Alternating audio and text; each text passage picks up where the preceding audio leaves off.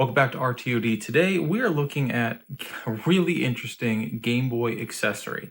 This is the Green Power Solar Battery Pack for the original Game Boy. It has a solar panel on the back, it plugs into your DC jack, and it has internal batteries claiming to give you up to 6 hours of play on an 8-hour charge. Things like this for the Game Boy line really fascinate me, and I think it's one of the really great things about collecting for the Game Boy because there were so many really interesting first and third party accessories that came out for this. This is another pickup that I got from over at the Retro Future. The original idea was this was going to be combined with the pocket sonar and it would turn into a true portable fishing rig. You might have saw that box fall down, but that's all right. As you know from earlier video, the pocket sonar couldn't be saved. There was just too much corrosion on the PCB. And just right now, I don't have the time or a lot of the other resources that I might need to get this working, but I think that one might be a lost cause. But let's see if we can get this solar battery pack on the bench and try to get some life into it. All right, so we're going to do a little unboxing here, then we're going to get into hopefully repairing and making this work. Before we do, I just want to show off the Retro Futures calling card again. Like I said, this was an eBay purchase. I purchased this with the Game Boy Pocket Sonar. Both of them came as is, not working. So we're gonna see if we can get this working, and we'll see, maybe we'll impress them over there. So the box, pretty standard. It's actually a really nice box for being what I'd assume is a relatively unknown third-party manufacturer. But when we open it up, instructions, we get the actual pack itself, and a lanyard. Apparently originally there would have been an AC adapter, but that was lost over the years. These instructions are incredibly vague, and I read over it and I tried the pack and I just couldn't get it working. The interesting thing, we'll get it plugged in and I'll just demonstrate that yes, it is in fact dead. Does not work. There's a switch down here on the side that says solar charging on or off. I've done this multiple ways, and on each switch setting, it was about out in the sun for honestly probably 12 hours, six each day. So that was 12 hours in the on position, 12 hours in the off position, and it just doesn't, no power. But chances are the batteries in the pack are just dead. I will say, and I think this is the biggest plus I have for this device as of right now, because it extends the length of the Game Boy, this feels really comfortable because my palms are down here. I actually have something nice to hold on to, and I can just rest my thumbs right where they need to be. I could see for long-term playing this actually becoming a little more comfortable, at least for me, than trying to hold it like this and my palms just kind of flop around. So, you know, it is nice having that probably about two extra inches of length for the Game Boy. Give me something a little more to hold on to. So we'll come back to the Game Boy hopefully later on. But let's just take a look at this. You know, we do have a nice, very slick back there. We did talk about the charger on the side, headphones out, DC in, because they do say you can charge this when you have cloudy days or no access to sun. The headphone out is interesting. On the bottom, we have this little jack that plugs up, so that'll flip up, and then you can plug your Game Boy directly into that, so you can have audio out. I thought that there would have been internal speakers in here, but that doesn't seem to be the case. So on the back, we do have a very typical solar cell that you would have seen in early 90s. It kind of has like that solar flake in it, a little different design than what we see today. So this is gonna be the first time I'm opening this up, but I did go out and do a little research as much as I can for this, and I did find what I hope is a compatible modern NiCad battery pack. So hopefully we'll just be able to go and snip the old one out, solder this guy in, and we'll have a functional and working solar charger. So on the back, it looks like we have at least 4 screws. There's 2 exposed on the outside, And then there's 2 under this solar panel. So we're going to have to get this clear cover up. Looks like there's some clips on the side. I might be able to... Let's see, what can we get?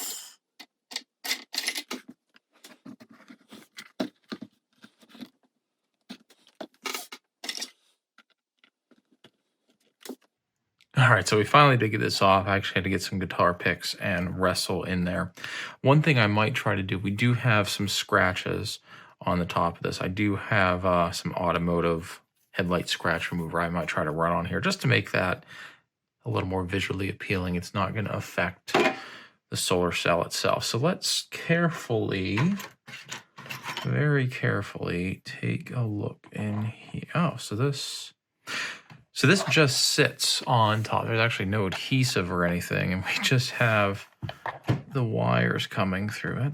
Wow, that's really loose. Huh. Interesting. I thought there would have been some sort of catch or anything. Before we get any further in this, let's see if this is producing anything. Might not get a really good read from the lights in here, but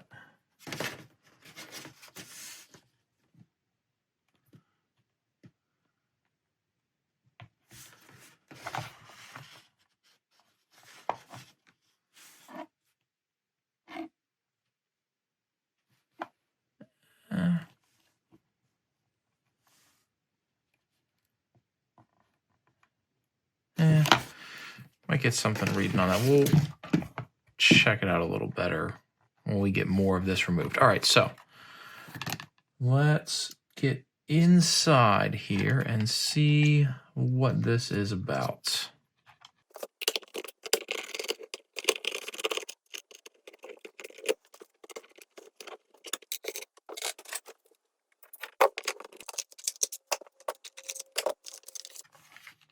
Oh, geez. Okay, so what does this look like? All right, so we do have a battery pack. The solar cell comes through. Oh, this is really tight here. There's not a lot of play. So the solar is going to come through this switch. That makes sense. So this switch is actually going to allow it to charge. So it goes through the switch. If it's on, sends power back to this control board, which will then feed it onto this battery. This board also handles the audio. There we go. See, it handles the audio going in, the audio coming out, as well as DC in. Relatively simple. Yeah, relatively simple. Not a whole lot going on here. Just as you'd expect. There's no sort of smart circuitry or anything. I mean, this is an early 90s device, probably really designed on mid-80s technology and ideas. But yeah, it's just a plain board. That's it. It's just charging the batteries, and that's it. No brains in here at all. So let's see if there's anything on the battery. Like I said, I doubt it. I guarantee there isn't. Yes, nothing on the battery. So what we're going to do, we will replace this battery pack with a modern battery pack. That will at least get us some power, and of course we'll always be able to charge it using DC plug-in, a wall wart. But the idea is really want to use the solar cell. So we're going to swap this out, verify that it works as is. There is a charge on these batteries. Then we'll use it for a little bit, hopefully try to get a whole drain cycle on it and a solar charge cycle. So let's start prepping this battery to be installed. We're just going to cut these leads off because we're not using the connector. And we will, yeah, we can probably just desolder and go right on here. So we'll warm up the solder and we will start. Okay, so slight change of plan. I was going to solder these leads directly onto the board, but they're considerably shorter than the original ones. So we're just going to cut this one out, and we will solder on these leads. I would rather have more room in here than be confined. And of course, we'll heat shrink everything. So let's get this going.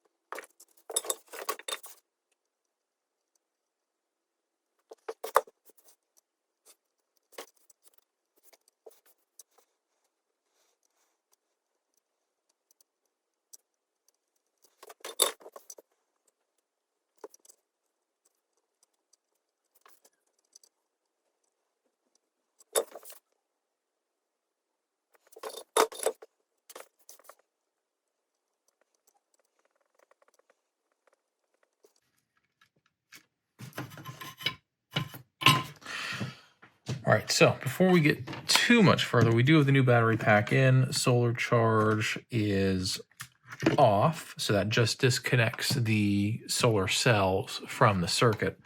Let's just plug in and see if we get anything.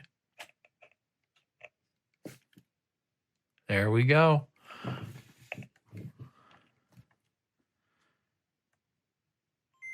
There we go. So that's probably more on the Game Boy. I think that switch, or that that plug rather, probably could be replaced, but it does work. So we are running solely off of this. That is awesome. So we'll button everything back up, just do one last test to make sure everything works, and maybe I'll even put some deoxit in there, clean out that connector. All right, so we're going to start buttoning everything back up. Before I did, I just did go through with my meter, verify the traces. One of these, I think it was the positive one from the battery going into the board, was looking a little, just a bad solder. So went through, reflowed that just to make sure we get good connections the whole way through. So we're going to carefully try to reassemble this without breaking anything or snapping off any wires.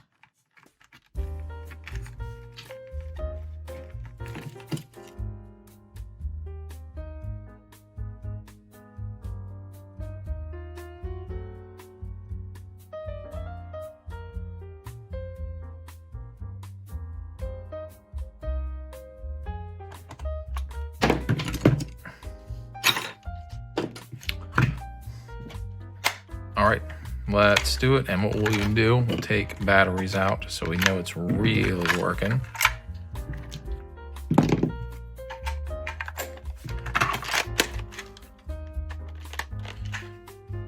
Solar charge off.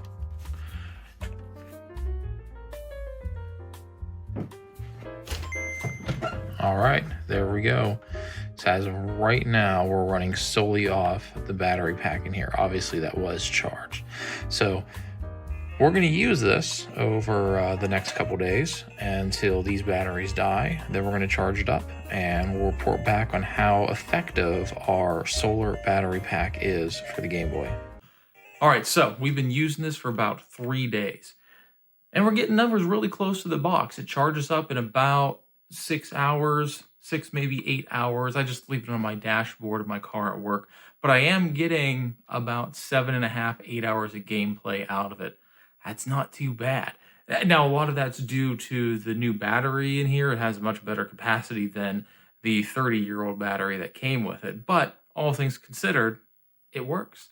We are using solar panels to charge batteries to play our Game Boy. It does exactly what it wants with a little bit of help.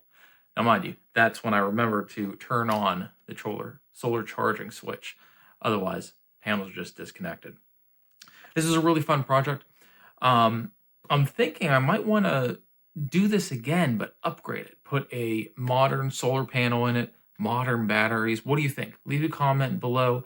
Should we upgrade this and really give it a good treatment to make it a modern day Game Boy solar charger? Well, I think that's going to wrap this video up. If you like what we're doing here at RTOD, please like, subscribe, tell your friends, and thanks for watching.